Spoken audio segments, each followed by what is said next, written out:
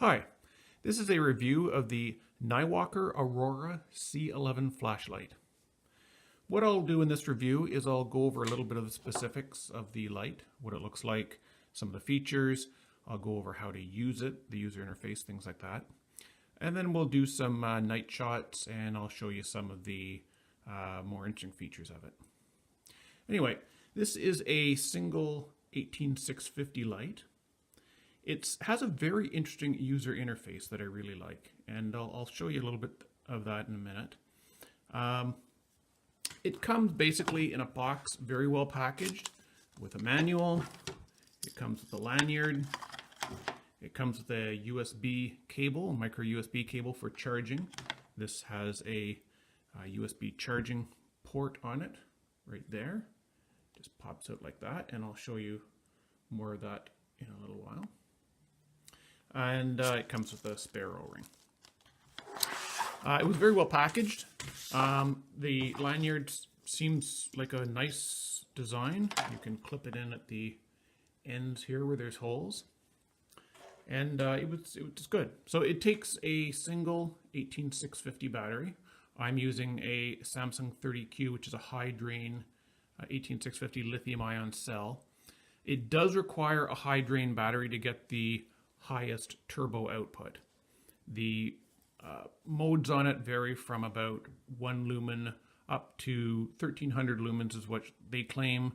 It might get that on a very high drain battery. I measured about 1200 lumens maximum output using the Samsung 30Q. So it's pretty close to their specifications. The other modes are very close to the specifications. I will use my specifications in this review rather than their specs. You can look up their specs on their website if you want more details.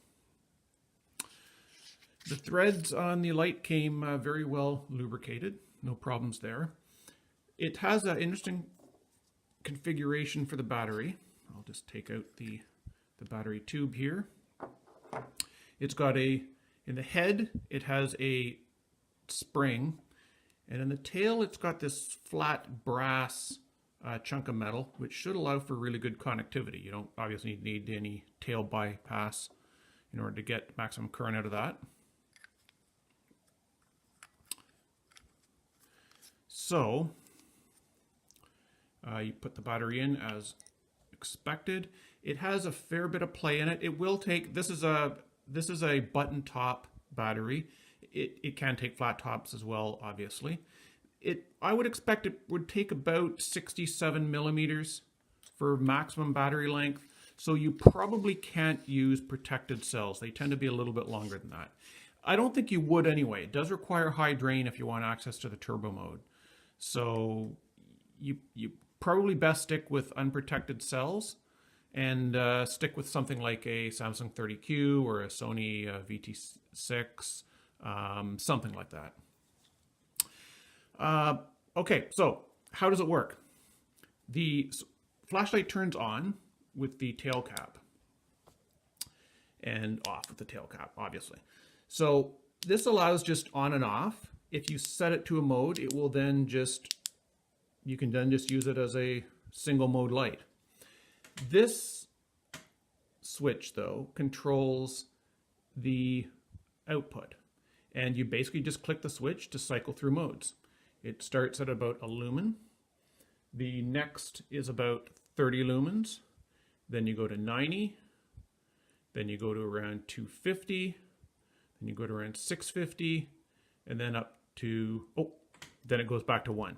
Now to access turbo, this is a cool feature of it. To access turbo, you can just click and hold, and it will momentarily go to turbo. So if you just want a quick burst, if you're hiking at night and you just want a quick burst, just press and hold the button and it'll fire up to 1200 lumens there, or 1300, I guess, if you have a very good battery. If you want access to turbo permanently, you can fire up turbo like that, do it twice quickly, and then it just stays in it.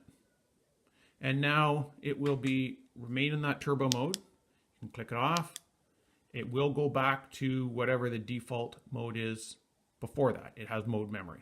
So turbo can't be saved. You can save, for instance, the high mode here at at 650. And then when you turn it back on, it stays in that mode. Similarly, if you just want a lower mode around 30 lumens, just turn it off in that. Next time you turn it on, it's 30 lumens. So it has the mode memory there. And turbo, again, just press and hold if you want the turbo, or press and hold and then do it again fairly quickly, release, and it stays in turbo there. Now, it will stay in turbo, I find, indefinitely. It does have thermal protection, the light, but it seems to start at about the 1200 lumens in turbo, and after a few minutes, it'll slowly ramp down to a little over 900 lumens. I think that's the thermal protection kicking in. And then it'll stay that way. The light will get fairly warm. It's probably, the head is up to about 50 Celsius at that point, after about 10 or 15 minutes of being on high, or being on turbo. It'll stay at that level basically until your battery runs dead. So I think that's the thermal protection kicking in, maybe dropping it a little bit from the 1200 lumens down to about 900, and then just staying there. The user interface, as I mentioned before, I like it for its simplicity.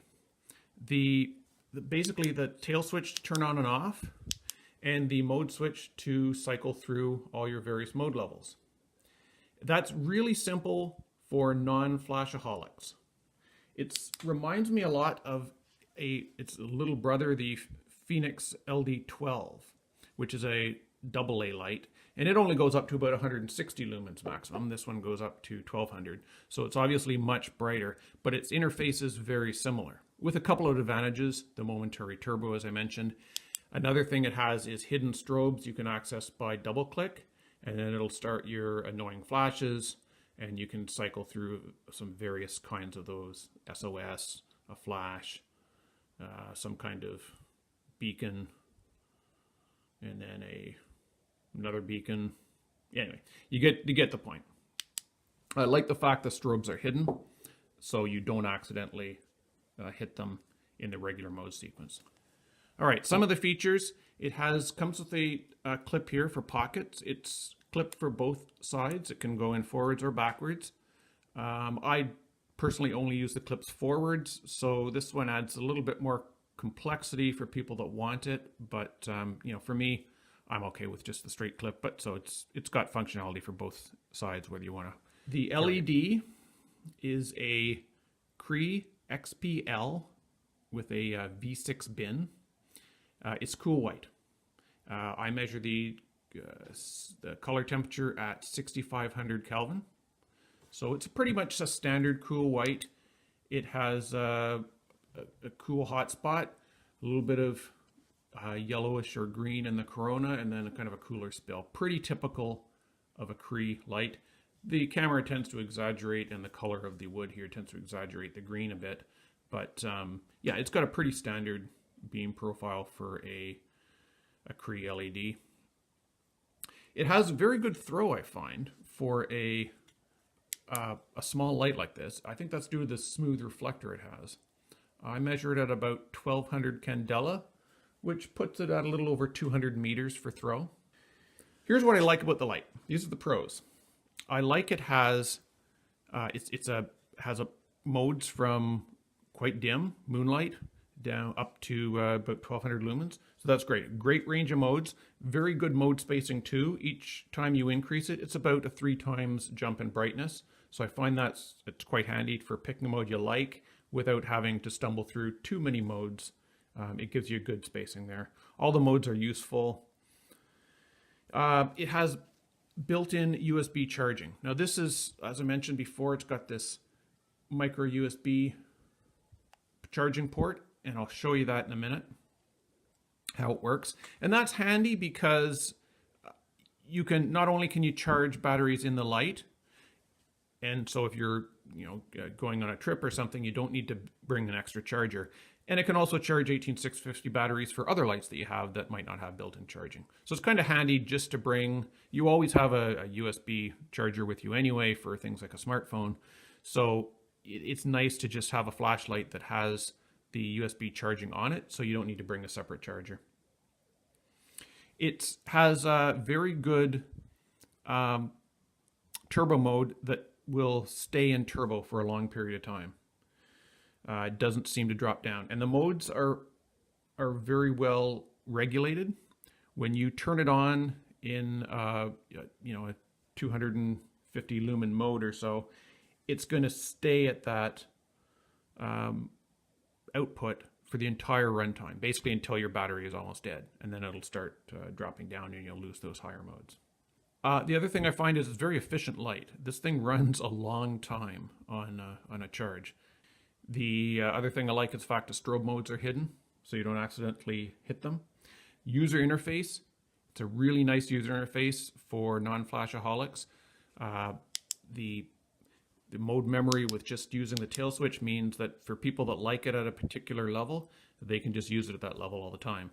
And they don't need to bother cycling through modes every time they turn it on or anything like that. And if they just want a brief burst of high, they just press the button and it gives them that access to turbo right away. So here are the cons that I find for the light. One is that it doesn't tail stand very well. You can kind of get it to tail stand if you look at it for a while, but the tail switch is just slightly too long and protrudes just above the end of the flashlight there, so it's a little bit wobbly. You can kind of get it to do that, but yeah, it's not great for that. The other thing I find I wish it had was built-in low voltage protection, so it automatically shut the light off. In practice, that's not a big deal. You do have a warning indicator here on the LED. It will be green when the battery is good, and it'll go red when the battery is low, and you should charge it at that point. In practice, though, I find it starts you start losing the higher modes when you get down to about 3.3 volts on your battery. So you have a ton of warning, and it'll run for a long time after that on the lower modes. The other thing is it only is available in cool white at this point. So for those that like a warmer tint, at this point you can only get it in cool white. The light has a very good feel to it. It's well constructed. It uses a type 3 hard anodizing. It's aluminum constructed with an anodizing coating on it. It's got good knurling. The USB port has a cover on it to stop water getting into it. It is rated to IPX7 standard. I think that would mean it could be submerged underwater up to 1 meter deep for up to 30 minutes. I don't know if I'd go that far. It certainly can take any kind of normal water use, heavy rain, splashing, washing off. You could certainly drop it in water briefly. So it is waterproof, but I think the USB port on these lights do tend to be the weak point for water getting into the light. So you would want to make sure that cover is on tight if it's raining, and or if you're in a lake. The other light that is kind of compared to is the BLF A6. It's slightly long. Well, it is slightly longer than the BLF A6. It's about the same diameter around. It looks rather similar. The knurling is similar, but it's slightly longer, and that would be because it is has a built-in charging port. It's got a longer throw because the reflector is deeper. Things like that. Okay, this is to show you how to charge the flashlight. First thing you do, pop off the cover for the USB port. Plug in the USB cable, and I'll just flip it around here to show you what happens. One thing you'll notice that happens is the light turns on in a moonlight mode, which is kind of odd. The other thing here is that the LED flashes red and green. This tells you that you need to do something else, and that is click the tail switch. And that starts the charging process. You'll notice it will stay red now, and when it's done, it will turn solid green, and then you know the charging is finished. I find it charges right up to almost exactly 4.2 volts. If you don't want the moonlight mode, you can press this button once and it shuts it off. I don't know why they have the moonlight mode on there. When you plug the light in, maybe it's, I don't know, for whatever reason.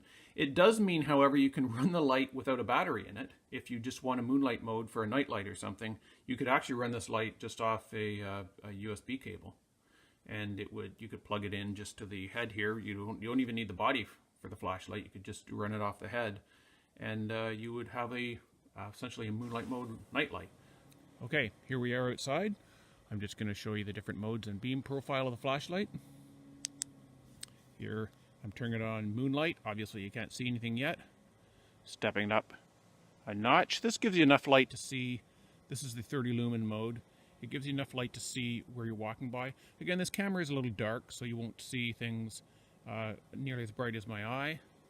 But, you know, it shows you a little bit around. This is the 90 lumen level. This is the 250 lumen level. This is actually showing quite a bit out there. Again, you're not seeing it in the camera so well, but you can see that it lights up pretty well. And that would be 650 lumens now.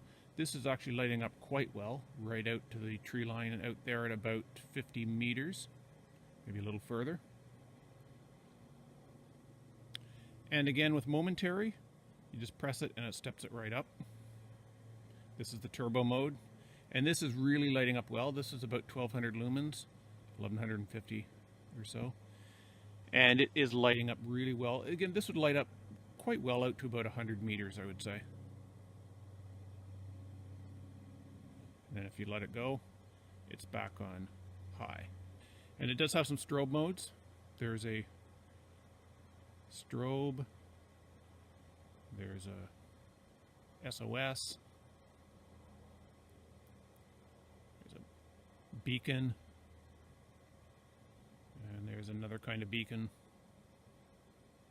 and then back to a fast strobe. A single click on the side switch will bring you back into your last use mode. So I really like this interface. It's I especially like, you know, if I'm using it at, say, 90 lumen mode like this, and then suddenly see something off in the distance, a quick press, boom, lights everything up. Release, you're back to just normal walking amount of light. Boom, lights everything up. Let it go, and you're down to sort of the a more usable light for general walking.